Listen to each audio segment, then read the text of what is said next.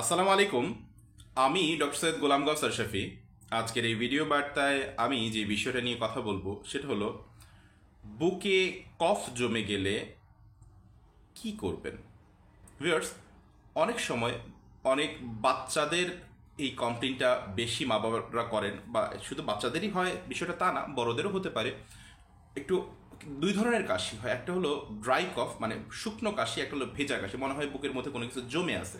বা অনেক সময় কাশি দিলে কফও ওঠে, কিন্তু এত পরিমাণে কফ জমা যে এটা ওঠাতে অনেক সময় বাচ্চাদের জন্য কষ্ট হয়ে যায়। বড়রাও দেখা যায় কাশতে কাশতে কাশতে চোখ মুখ লাল হয়ে গেছে, গলা ব্যথা হয়ে গেছে, মাথা ব্যথা হয়ে গেছে, ঘাড় ব্যথা হয়ে গেছে, এই ধরনের প্রবলেম অনেকেই ফেস করেন। তো সেটা ড্রাই কফ হোক আর সেটা আপনার ভেজা কফ হোক, দুইটার জন্যই যদিও এটা উপকার হবে, কিন্তু আমি স্পেসিফিক বলতে চাই যদি বুকের মধ্যে কফ জমে যায় তাহলে সেই ক্ষেত্রে আপনারা কি করবেন। মধু দিয়ে আপনি সহজেই এটা সমাধান করতে পারেন। মধু খাওয়ার প্রসেসটা হলো 1 চামচ মধু ডান হাতের তালুর উপর নিয়ে জিহ্বা দিয়ে চেটে চেটে খাবেন।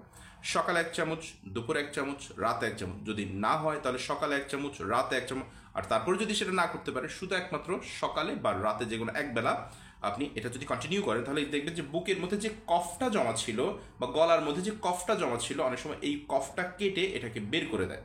মানে মধুটা এই কফটাকে কাটবে, কেটে বের করে দিবে। আপনি আপনি ফিল করবেন যখন আপনি মধু খাবেন তখন বুক থেকে মনে হয় অনেক পরিমাণে কফ বের হইতেছে।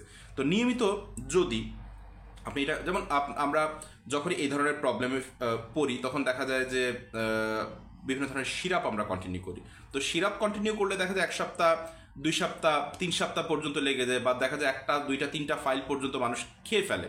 তো আমি আপনাকে যেটা বললাম এই নিয়মটা ওয়েল প্রুফড, মানে আমি অলরেডি এটা মানুষকে বলে দিছি, মানুষ উপকৃত হয়ে হাজার হাজার সেটার রিপোর্ট আমাকে বলে দিচ্ছে। আর এটার কোনো টাকা পয়সা আপনার খরচ হইতেছে না। বাট খেয়াল রাখার বিষয় হলো যে আপনি যে মধুটা ব্যবহার করবেন সেই মধুটা যেন পিওর হয়। আপনি যেখান থেকেই মধুটা কালেক্ট করবেন চেষ্টা করবেন সেটা পিওর যেন হয়। যদি পিওর হয় তাহলে আপনি গ্যারান্টেড থাকেন যে আপনার বুকের কফ, জমানো কফ সেটা বের করেই দিবে। এক প্রসেসটা আমি আবার রিপিট করে বলছি, 1 চামচ মধু ডান হাতের তালুর উপর নিয়ে জিহ্বা দিয়ে চেটে চেটে খাবেন। এটাই সুন্নতি প্রসেস। এভাবে যদি আপনি খান আপনি দেখবেন বুকের কফটা আপনার কেটে বের করে দিয়েছে। ভিউয়ার্স, আমি যেভাবে আলোচনা করলাম হয়তোবা কারো কোনো প্রশ্ন থাকার কথা না, বাট তারপরে যদি কারো কোনো প্রশ্ন থাকে so you can ask me. 01785871116 এটা আমার ফোন নাম্বার। আর আমি আমার প্রত্যেকটা ভিডিওতে বলি একই কথা এই ভিডিওর মধ্যে, this video does not replace the actual medical advice, always consult with the doctor for the further medical condition. Viewers, ইনশাআল্লাহ নেক্সট কোনো পোস্টে নতুন কোনো বিষয় নিয়ে আপনাদের সাথে কথা হবে, দেখা হবে। ততক্ষণ আপনারা ভালো থাকুন, সুস্থ থাকুন। আসসালামু আলাইকুম।